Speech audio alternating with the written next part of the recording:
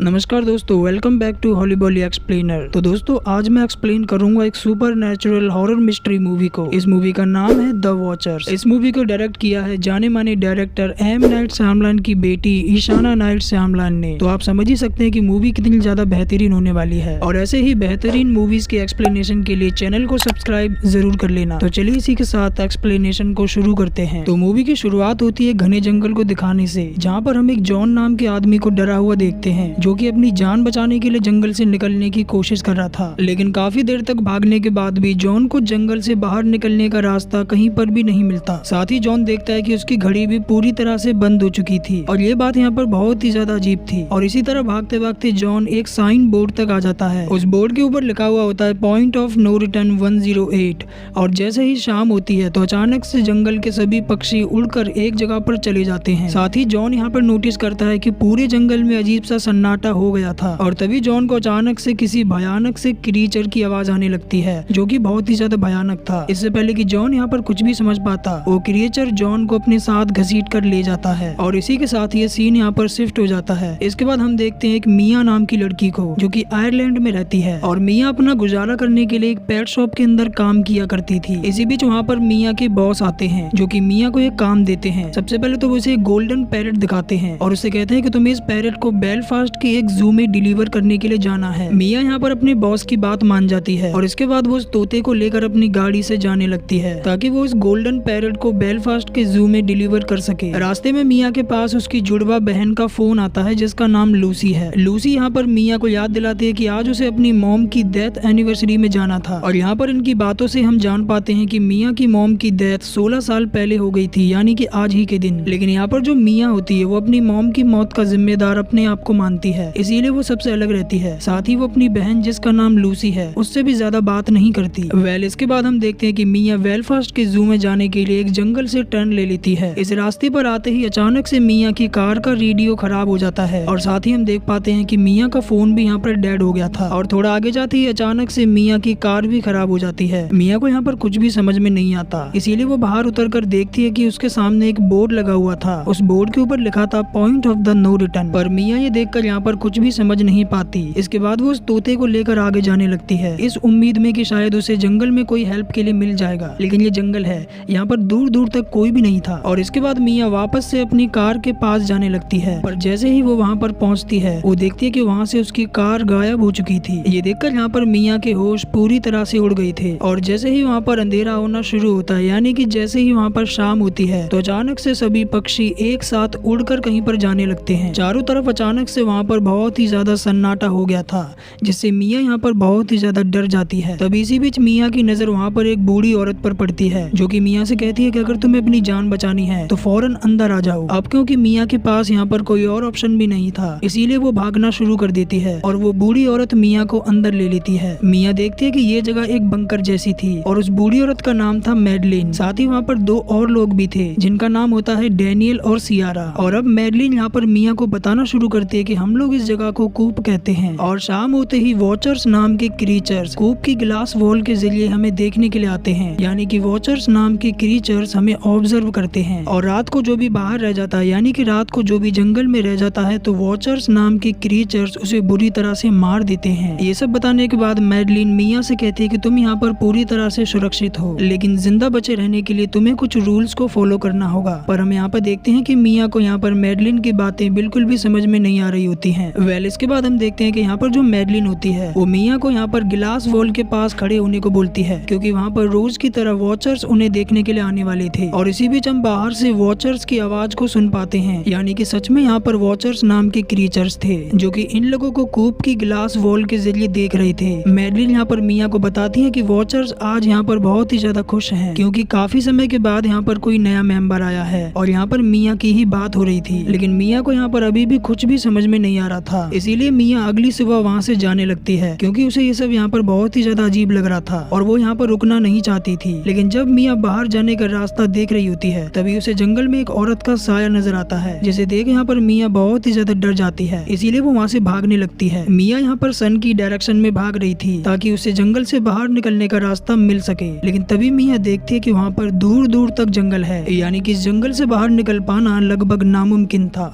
मिया को यहाँ पर कुछ भी समझ नहीं आ रहा था कि उसे क्या करना चाहिए, इसीलिए वो थक हार कर वहीं पर ही बैठ जाती है। और इसी बीच वहाँ पर मिया के पास फिर से एक बार मैडलिन आ जाती है। मैडलिन यहाँ पर मिया को बताती है कि तुम पहली शख्स नहीं हो जिसने इस जंगल से निकलने की कोशिश की है, बल्कि कई और लोगों ने भी जंगल से निकलने की कोशिश की, लेकिन वो सबके सब मारे गए। इसके बाद मैडलिन मिया को अपने साथ लेकर आती है और उसे जंगल में कई सारे वैसे ही बोर्ड लगे दिखाती है। मैडलिन उसे बताती है कि इसी तरह के कई सारे बोर्ड कूप के चारों तरफ लगे हुए हैं जो कि एक परफेक्ट सर्कल बनाते हैं, और अगर कोई भी इस सर्कल के अंदर रहता है तो वो सेफ है। लेकिन यहाँ पर एक ट्विस्ट है। ट्विस्ट ये कि उसे शाम होने तक कूप के अंदर आना होगा, वरना वॉचर्स उसे बुरी तरह से मार देंगे। इसी बीच मिया यहाँ पर मैडलिन से पूछती है कि जंगल में इन साइन बोर्ड्स को आखिर किसने लगाया था, जिस पर मैडलिन उसे बताती है कि इन साइन बोर्ड को लगाया था एक प्रोफेसर ने। अब इसके अगले दिन हम सियारा और मिया को देखते हैं जो कि जंगल में आए थे, क्योंकि इन लोगों को अपनी जरूरत का सामान लेने के लिए जंगल में ही आना पड़ता था। और यहाँ पर हम जान पाते हैं कि सियारा को इस जंगल में पूरे 5 महीने से भी ज्यादा हो चुके हैं। और यहाँ पर सियारा के जरिए हमें यह भी पता चलता है कि वो यहाँ पर अपने हस्बैंड के साथ आई थी जिसका नाम था जॉन। यानी कि मूवी की शुरुआत में हमने जिस आदमी को वॉचर्स के हाथों मरते हुए देखा वो कोई और नहीं बल्कि सियारा का हस्बैंड जॉन था। सियारा यहाँ पर मिया को बताती है कि जॉन यहाँ से बाहर निकलने का रास्ता देखने के लिए गया था, लेकिन इसके बाद वो वापस नहीं लौटा। मिया यहाँ पर सियारा से पूछती है कि आखिर यहाँ पर जो वॉचर्स हैं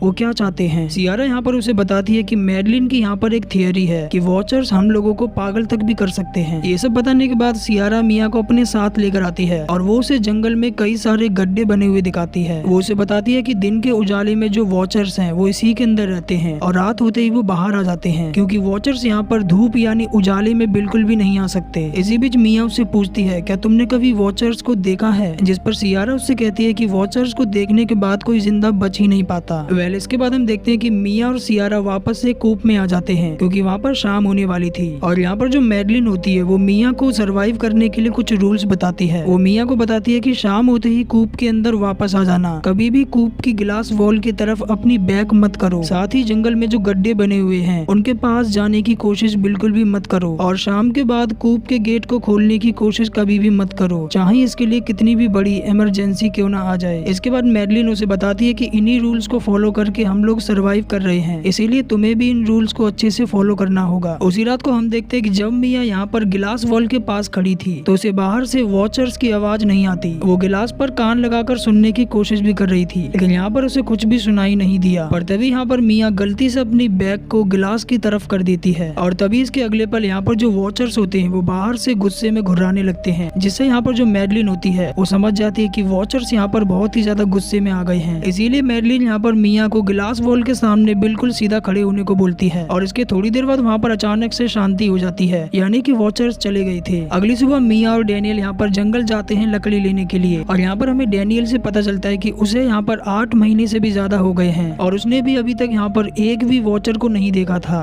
वो मिया को बताता है कि वॉचर बहुत ही ज्यादा खतरनाक क्रीचर हैं, लेकिन मिया यहाँ पर उन क्रीचर यानी कि उन वॉचर्स को देखना चाहती थी, इसीलिए वो उस गड्ढे के पास आ जाती है जिसके अंदर दिन के उजाले में वॉचर्स रहा करते थे। मिया उस गड्ढे के अंदर जाने के लिए बोलती है, हालांकि यहाँ पर जो डैनियल होता है वो उसे रोकने की बहुत कोशिश करता है, लेकिन मिया डैनियल से बोलती है क्या तुम यहाँ से बाहर नहीं जाना चाहते, हो सकता है कि इस गड्ढे के अंदर बाहर जाने का रास्ता हो। और ये बोलकर यहाँ पर मिया डैनियल को कन्वेंस कर लेती है। डैनियल भी यहाँ पर उसकी बात मान जाता है। इसके बाद यहाँ पर जो डैनियल होता है वो एक रस्सी के जरिए मिया को उस गड्ढे के अंदर भेजने लगता है। गड्ढे के अंदर आते ही मिया को वहाँ पर कई सारा सामान मिलता है, जैसे कि 1992 की न्यूज़पेपर कटिंग, साथ ही उसे वहाँ पर एक कैमरा और एक साइकिल भी मिलती है और ये सामान उन लोगों का होगा जिन्हें वॉचर्स ने कभी पहले मार दिया था। मिया यहाँ पर उनमें से जरूरी सामान को अपने पास रख लेती है, जिनमें था एक कैमरा और एक साइकिल। डैनियल यहाँ पर उस साइकिल को रस्सी से ऊपर ले लेता है, लेकिन इससे पहले कि मिया गड्ढे से निकल पाती, अचानक से पीछे से एक वॉचर का हाथ मिया की तरफ आने लगता है। ये देखकर मिया यहाँ पर डर जाती है, लेकिन वो यहाँ पर धूप के अंदर खड़ी थी, इसीलिए वॉचर उसके पास नहीं आ पाता, जिससे वॉचर का हाथ यहाँ पर धूप से जल जाता है। और इसके बाद यहाँ पर जो डैनियल होता है वो जल्दी से रस्सी के जरिए मिया को ऊपर ले लेता है। वेल इसके बाद ये दोनों उस साइकिल और बाकी के सामान को लेकर कूप के अंदर आ जाते हैं, लेकिन मैडलिन उन दोनों से पूछती है कि उन लोगों को साइकिल और बाकी का सामान कहाँ से मिला, जिस पर मिया उससे यहाँ पर झूठ बोल देती है कि हमें ये सामान जंगल में मिला, लेकिन यहाँ पर मैडलिन को मिया पर शक हो गया था। साथ ही हम देखते हैं कि यहाँ पर जो डैनियल होता है वो उस कैमरे को कूप के बाहर लगाकर एक टीवी से कनेक्ट कर देता है, ताकि जैसे ही आज रात को वॉचर्स आए तो ये लोग वॉचर्स को अच्छे से देख सकें। साथ ही हम यहाँ पर ये भी जान पाते हैं कि कूप के अंदर एक पावर सोर्स है जिसे उस प्रोफेसर ने बनाया होगा, जिसके बारे में मैडलिन ने मिया को बताया था। वेल उसी रात को ये लोग नोटिस करते हैं कि आज काफी देर हो गई थी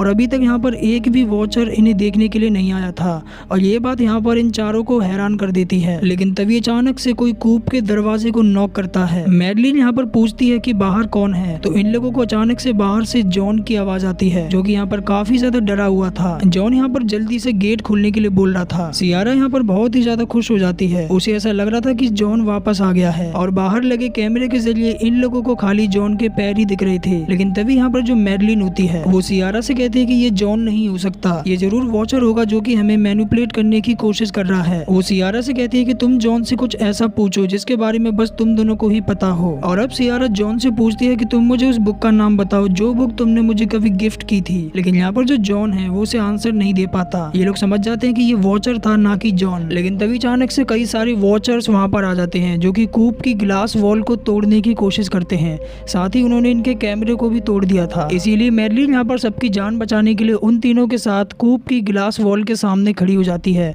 जिसके बाद वॉचर्स वहाँ से चले जाते हैं। लेकिन मैडलिन यहाँ पर समझ जाती है कि जरूर किसी ने रूल तोड़ा है, इसीलिए यहाँ पर वॉचर्स काफी ज्यादा गुस्से में थे। और अब यहाँ पर मिया मैडलिन को बता देते कि वो आज उस गड्ढे के अंदर गई थी। और ये सुनकर यहाँ पर मैडलिन को मिया पर बहुत ही ज्यादा गुस्सा आता है, लेकिन फिलहाल वो उसे कुछ भी नहीं बोलती। और इसके अगले दिन मैडलिन उस साइकिल को ले जाकर उस गड्ढे के अंदर फेंक देती है। साथ ही वो उन तीनों को वार्न करती है कि आगे से कोई रूल को बिल्कुल भी ना तोड़े। वेल इसके बाद हम देखते हैं कि वहाँ पर धीरे धीरे सर्दियाँ भी आ जाती हैं और ये सब के सब अभी तक जंगल में ही फंसे हुए थे। लेकिन मिया को यहाँ पर एक उम्मीद थी कि वो जंगल से निकल सकती है, इसीलिए उसने यहाँ पर कूप के फर्श पर जंगल का पूरा नक्शा बना दिया था। साथ ही हम यहाँ पर सियारा को देखते हैं जो कि जॉन के लिए काफी ज्यादा डिप्रेस रहने लगी है। इसीलिए यहाँ पर जो सियारा होती है वो एक दिन उस गड्ढे के पास आ जाती है ताकि वो उस गड्ढे के अंदर कूद कर अपनी जान दे सके। लेकिन तभी वहाँ पर मिया आकर उसे किसी तरह से बचा लेती है। इसी बीच इन दोनों को जंगल से मैडलिन के चिल्लाने की आवाज आती है और ये दोनों देखती हैं कि डैनियल ने यहाँ पर मैडलिन को एक पेड़ से बांध दिया था ताकि वो रात को मैडलिन को वॉचर्स के हवाले कर सके। दरअसल यहाँ पर डैनियल के दिमाग पर उस जंगल ने काफी ज्यादा बुरा असर डाल दिया था। इसके बाद डैनियल वहाँ से भाग जाता है और सियारा को लेकर वो कूप के अंदर चला जाता है और मिया यहाँ पर मैडलिन को फ्री करने लगती है। धीरे धीरे वहाँ पर शाम हो रही थी, इसीलिए मिया और मैडलिन कूप के अंदर जाने के लिए दौड़ने लगते हैं। लेकिन तभी ये देखते हैं कि डैनियल ने यहाँ पर कूप का दरवाजा बंद कर दिया था। सियारा यहाँ पर डैनियल को समझाने की कोशिश करती है, लेकिन वो दरवाजा नहीं खोलता। मिया और मैडलिन जो कि कूप के बाहर थी, अचानक से उन्हें वॉचर्स के आने की आवाज आने लगती है, जिससे ही दोनों की दोनों यहाँ पर बहुत ही ज्यादा डर जाती हैं। और अब यहाँ पर जो मैडलिन होती है वो मिया को लेकर एक शेल्टर के अंदर छिप जाती है। दरअसल इस शेल्टर को यहाँ पर मैडलिन ने ही बनाया था ताकि इमरजेंसी में इसका यूज किया जा सके। ये दोनों यहाँ पर शेल्टर के अंदर छिपे हुए थे और तभी ये दोनों देखते हैं कि कूप के बाहर एक वॉचर आता है जो कि देखने में बिल्कुल इंसानों जैसा था, लेकिन देखने में वो काफी ज्यादा लंबा और भयानक लग रहा था। और तभी इसी बीच वहाँ पर कई सारे वॉचर्स आ जाते हैं जो कि देखते हैं कि कूप के अंदर मिया और मैडलिन गायब थी। ये देखकर सभी वॉचर्स को यहाँ पर बहुत ही ज्यादा गुस्सा आ जाता है और इसके बाद वो उन दोनों को ढूंढने के लिए जंगल में निकल जाते हैं। इसके बाद मिया और मैडलिन शेल्टर से निकलकर कूप के पास आ जाती हैं और वो दोनों डैनियल से काफी ज्यादा रिक्वेस्ट करती हैं कि वो दरवाजा खोल दे। और इस बार डैनियल दरवाजा खोलकर उन दोनों को अंदर ले लेता है। और अब यहाँ पर मैडलिन इन सबको बताती है कि आखिर वॉचर्स यहाँ पर है कौन। वो बताती है कि वॉचर्स यहाँ पर शेप शिफ्टिंग फेरीज हैं जो कि इंसानों का रूप ले लेती हैं और इसीलिए वो हमें देखते हैं, यानी कि हमें ऑब्जर्व करते हैं ताकि वो हमारा रूप अच्छे से ढाल सके। मैडलिन यहाँ पर इन सबको ये सब बता ही रही थी कि तभी अचानक से कूप के बाहर कई सारी वॉचर्स आ जाते हैं जो कि इन्हीं की आवाज में इनको गेट खोलने के लिए बोल रहे थे। इससे ये चारों के चारों काफी ज्यादा डर जाते हैं और तभी यहाँ पर जो वॉचर्स होते हैं वो कूप के ऊपर हमला कर देते हैं ताकि वो अंदर आकर इन सबको जान से मार सके। ये चारों यहाँ पर काफी ज्यादा डर जाते हैं क्योंकि वॉचर्स ने यहाँ पर कूप की ग्लास को पूरी तरह से क्रैक कर दिया था। इन्हें यहाँ पर समझ में नहीं आ रहा था कि आखिर अब यहाँ पर क्या होगा। तभी यहाँ पर मिया को कूप के फर्श के नीचे एक खुफिया दरवाजा नजर आता है। ये लोग अपनी जान बचाने के लिए उसके नीचे आ जाते हैं और नीचे आते ही इनके होश उड़ जाते हैं।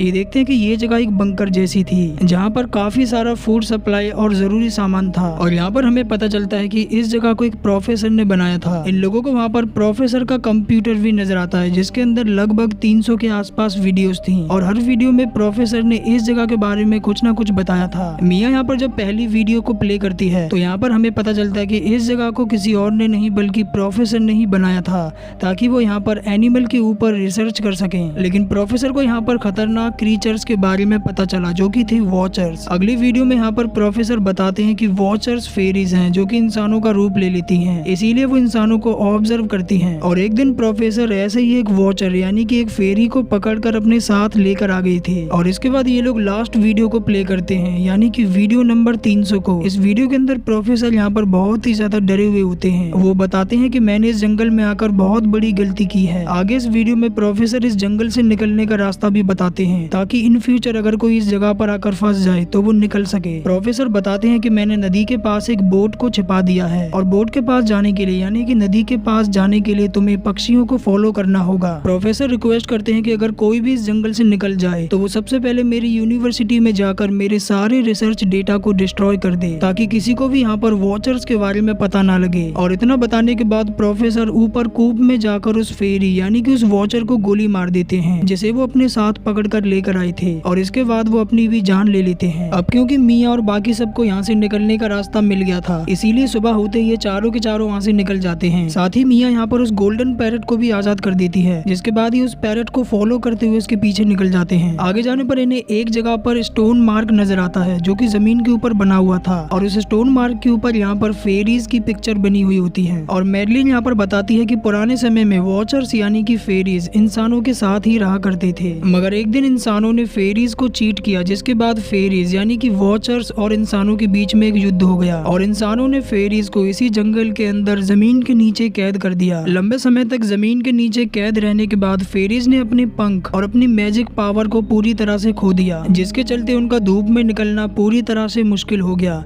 इसके बाद यहाँ पर जो मैडलिन होती है वो बाकी सभी को जल्दी चलने के लिए कहती है क्योंकि धीरे धीरे यहाँ पर शाम हो रही थी और अचानक से यहाँ पर बारिश भी शुरू हो गई थी। इसी दौरान ये लोग देखते हैं कि जंगल के सारे पक्षी एक साथ उड़कर कहीं पर जाने लगते हैं और उनका पीछा करने के बाद ये सब के सब नदी तक आ जाते हैं जहाँ पर प्रोफेसर ने उस बोट को छिपा कर रख दिया था। यहाँ पर मैडलिन, मिया और सियारा तो बोट में चढ़ जाती हैं और तभी ये लोग देखते हैं कि डैनियल यहाँ पर अपने साथ जॉन को ला रहा था लेकिन वो जॉन नहीं बल्कि वॉचर था जो कि डैनियल को मैनिपुलेट करने की कोशिश कर रहा था। और देखते ही देखते वो वॉचर डैनियल का गला काट कर उसे बुरी तरह से मार देता है। लेकिन मिया, मैडलिन और सियारा नदी के जरिए वहाँ से निकल कर शहर में आ जाती है। इसके बाद हम देखते हैं कि मिया यहाँ पर प्रोफेसर की यूनिवर्सिटी के अंदर आ जाती है ताकि वो उनके रिसर्च डेटा को पूरी तरह से डिस्ट्रॉय कर सके। प्रोफेसर के रूम के अंदर आने के बाद मिया को यहाँ पर कई सारा रिसर्च से रिलेटेड सामान मिलता है। साथ ही वो देखते हैं कि वहाँ पर प्रोफेसर का एक एंशिएंट आर्टिकल भी था जिससे यहाँ पर मिया को वॉचर्स के बारे में कई सारे सीक्रेट और पता चलते हैं। उसे यहाँ पर पता चलता है कि जब फेरीज और इंसान एक साथ रहा करते थे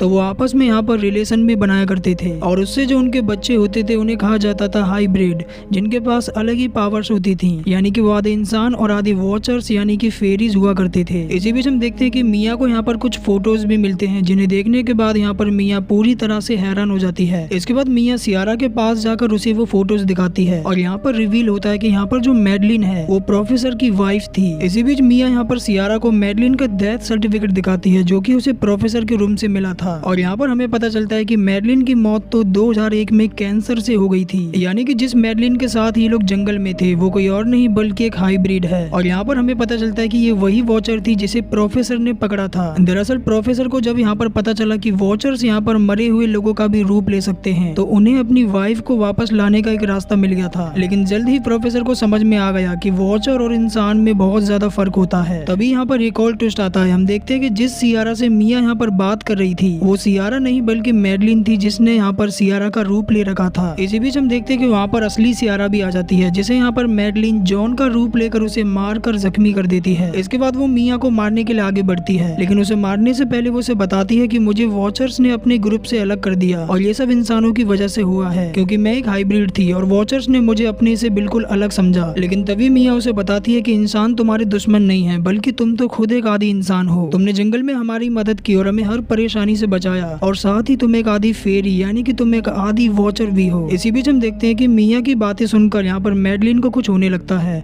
और तभी वो अपने असली रूप में आने लगती है जिसके बाद उसके पंख बाहर आ जाते हैं जिसके बाद वो मिया को बिना कुछ नुकसान पहुंचाए वहाँ से चली जाती है यानी कि उड़ जाती है। मूवी के लास्ट सीन में हम मिया को देखते हैं जो कि अपनी जुड़वा बहन जिसका नाम लूसी है उससे मिलने के लिए आती है। वो लूसी को बताती है कि जो भी मैंने उस जंगल में देखा वो मेरे लिए भयानक नाइटमेयर था। इसी बीच हम घर के बाहर मैडलिन को देखते हैं जो कि इस बार एक बच्ची का रूप लेकर यहाँ पर मिया पर नजर रखे हुए थी और इसी के साथ ही ये मूवी जिसका नाम है द वॉचर्स ये मूवी यहाँ पर एंड हो जाती है। दोस्तों IMDb पर इस मूवी को मिले हैं 5.7 स्टार्स आउट ऑफ 10 और रोटन टोमेटो पर इस मूवी का स्कोर है 32%। इस मूवी को एक नॉवल से अडेप्ट करके बनाया गया था जिसका नाम था द वॉचर्स जिसे लिखा था AM शाइन ने। तो दोस्तों आई होप कि आपको इस मूवी का एक्सप्लेनेशन अच्छा लगा होगा। तो मैं आपसे मिलूंगा किसी और वीडियो में, तब तक के लिए take care, love you. You all and keep support.